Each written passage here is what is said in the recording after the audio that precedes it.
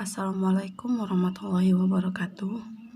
Perkenalkan, nama saya Rona Velia, NPM S1I 018009, Prodi Ilmu Kelautan, Fakultas Pertanian, Universitas Bengkulu. Di sini saya akan menjelaskan tentang review jurnal saya. Selamat mendengarkan dan semoga bermanfaat.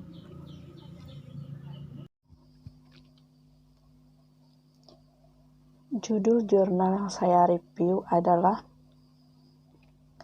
Analisa Kondisi Ekosistem Mangrove menggunakan data citra satelit multi-temporal dan multi-level studi kasus pesisir utara Surabaya.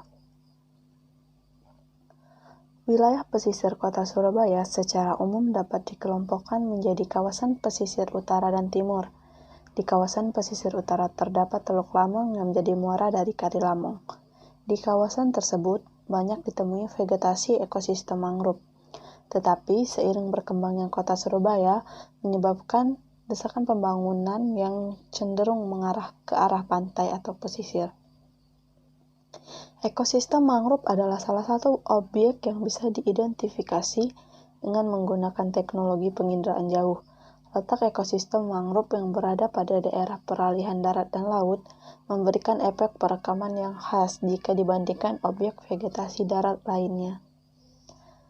Data yang digunakan dalam penelitian ini adalah Citra Satelit Pleiades 1A tahun 2015, Citra Satelit SWOT 6 2016, Citra Landsat 8 tahun 2013 sampai 2016, Peta RBI 1:25.000, koordinat GCP hasil pengukuran GPS geodetik, data spektral ground yang diperoleh dari pengambilan foto di lapangan menggunakan kamera UAP, data uji sampel parameter air dan tanah.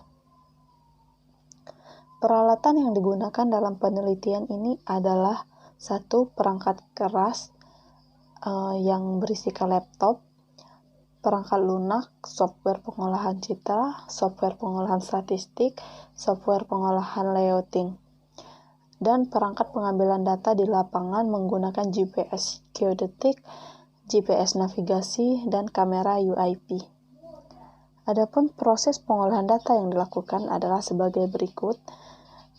Tahap awal meliputi penajaman citra atau fine sharpening, yaitu proses perbaikan terhadap kualitas citra agar citra memiliki tampilan yang lebih tajam dengan cara menggabungkan band pankromatik dengan band multispektral. 2. Pembuatan desain jaring titik kontrol dan perhitungan SOF. Desain jaring yang telah dibuat dilakukan perhitungan strength of figure atau SOF untuk mengetahui nilai kekuatan jaring. 3. Koreksi geometrik, yaitu pembetulan citra secara geometrik sehingga proyeksi peta dan sistem koordinat yang digunakan sesuai dengan dunia nyata. 4.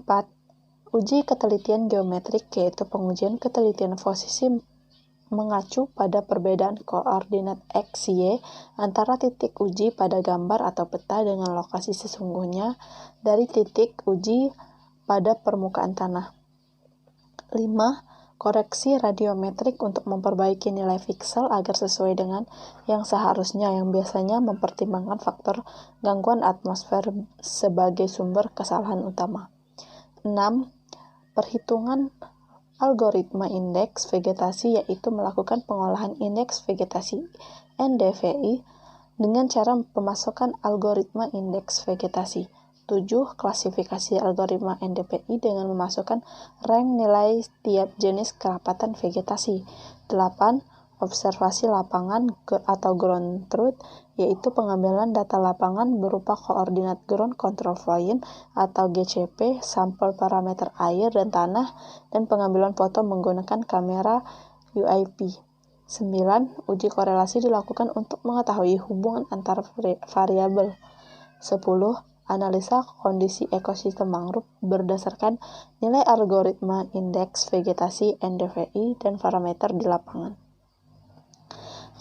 Klasifikasi untuk tingkat kondisi kerapatan vegetasi mangrove di wilayah pesisir Surabaya menggunakan klasifikasi tak terbimbing atau unsupervised dengan menggunakan hasil penerapan algoritma NDVI.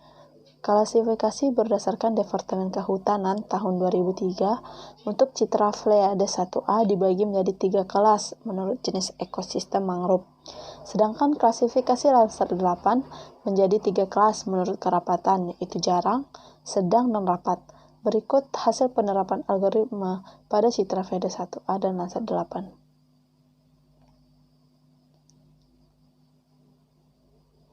Berdasarkan tabel 3, luasan total mangrove di wilayah pesisir utara Surabaya tiap tahunnya semakin menurun sebanyak 1-5% atau 1 hektar sampai 5 hektar. Hal tersebut dikarenakan adanya perkembangan pembangunan yang cukup pesat di wilayah utara Surabaya, seperti bangunan pelabuhan, industri, pergudangan, dan tambak. Perkembangan tersebut menjadikan aktivitas pertumbuhan mangrove terganggu oleh pencemaran lingkungan. Jika mengacu pada Keputusan Menteri Negara Lingkungan Hidup Nomor 201 Tahun 2004 tentang kriteria baku dan pedoman penentuan kerusakan hutan mangrove.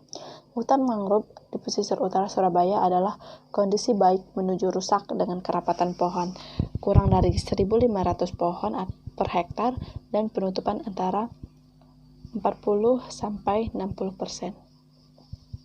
Ini berdasarkan tabel 3 yang ini. Berdasarkan tabel 3 yang di bawah. Di lapangan didapatkan nilai R kuadrat sebesar 0,76 atau koefisien korelasi R sebesar 0,87 sehingga dapat dikatakan antara nilai NDVI pada Citra Pleiade 1A dan foto berkorelasi sangat kuat sebesar 8-7%. Hasil ujian korelasi NDVI Citra Spot 6 dengan foto didapatkan nilai R 0,76 sehingga hubungan NDVI Citra Spot 6 dengan foto kuat berkorelasi sebesar 76%, sedangkan Landsat 8 dengan foto didapatkan nilai R sebesar 0,56%. Sehingga dapat dikatakan antara nilai NDVI pada Citra Landsat 8 dengan foto berkorelasi sedang sebesar 56%. Hubungan korelasi antara nilai algoritma NDVI Citra dengan sampel parameter. Analisa korelasi bertujuan untuk mengukur kekuatan hubungan linear antara dua variabel. Metode regressi linear digunakan untuk mengetahui hubungan antara variabel yang memiliki banyak parameter. Hasil uji korelasi antara NDVI dengan unsur hara nitrat, fosfor, dan kalium tinggi dengan nilai R sebesar 0,83, 0,71, dan 0,72. Hal ini menunjukkan bahwa terdapat hubungan yang kuat antara nilai NDVI dan unsur hara NPK. Koefisien korelasi bertanda positif artinya hubungan nilai NDVI dengan parameter unsur hara satu arah. Jika nilai NDVI semakin tinggi, maka unsur hara NPK juga semakin tinggi. Hal ini dikarenakan ekosistem mangrove membutuhkan unsur hara NPK untuk proses fotosintesis. Tumbuhan dengan kandungan NPK yang cukup daunnya akan berwarna lebih hijau. Daun yang lebih hijau ini menyebabkan nilai reflektan pada citra lebih tinggi. Korelasi antara NDVI dengan pH termasuk ke dalam korelasi dengan hubungan tingkat sedang dengan nilai R sebesar 0,41. Koefisien korelasi bertanda positif artinya hubungan nilai NDVI dengan parameter pH satu arah, sehingga jika nilai NDVI semakin tinggi, maka nilai pH juga semakin tinggi. Korelasi NDVI dengan parameter air termasuk korelasi dengan hubungan dengan kuat dengan nilai R berturut-turut 0,83, 0,86, sampai minus 0,81. Koefisien korelasi NDVI dengan parameter pH dan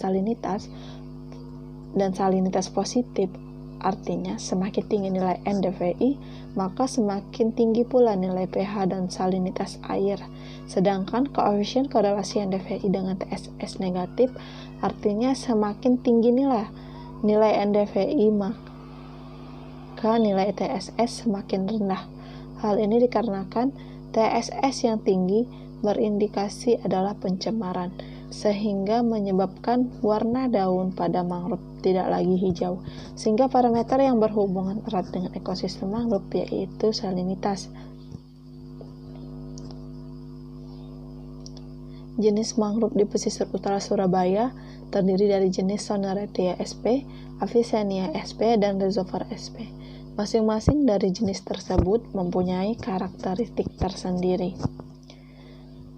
1. Soneratia sp. Soneratia sp biasanya hidup pada zona yang paling dekat dengan laut, sedangkan karakteristik daun memiliki kulit dan tersusun tunggal bersilang.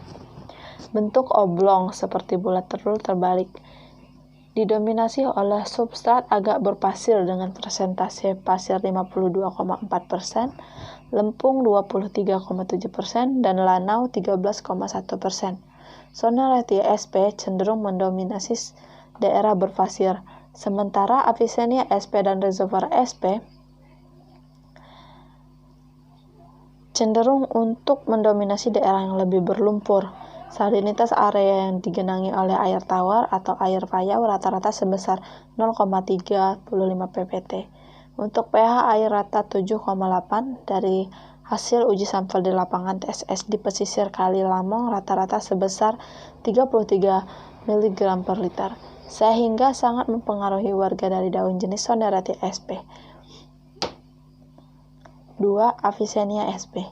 Jenis ekosistem Avicennia sp terletak di belakang zona Soneratia sp dengan karakteristik daun berbentuk tunggal, bertangkai, berhadapan, bertepi rata, berujung runcing atau membulat. Substrat tanah didominasi oleh lempung 54,6%, pasir 13,0%, dan lanau 30,3%. Untuk kandungan unsur hara pada Avicennia sp agak sedikit lebih tinggi dibandingkan dengan zona Soneratia sp, yaitu dengan presentase N 0,65%, P 0,23%, K 3,27, 2 nppm per K. Dengan kondisi unsur hara yang lebih tinggi, maka zona ini mendukung untuk pertumbuhan mangrove jenis Avicennia sp.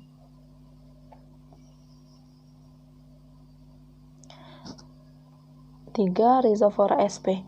Jenis ekosistem mangrove Rhizophora sp terletak di zona belakang dengan karakteristik daun tebal, memiliki kulit dengan ganggang, daun berwarna hijau, daun berbentuk elips melebar sehingga bulat memanjang, dan ujungnya meruncing. Keadaan substrat tanah lempung dan danau mendominasi, yaitu sebesar 53,39% dan 29,62%. Untuk salinitas sangat rendah dan cenderung tawar. Hal ini dikarenakan pada zona Rhizophora sp hanya terendam pasang 2 kali dalam sebulan. Sedangkan untuk unsur hara mendukung untuk pertumbuhan mangrove dengan nilai N 1,22%, P 0,31%, dan K 3022,75 ppm per K. Terima kasih yang sudah menonton video saya.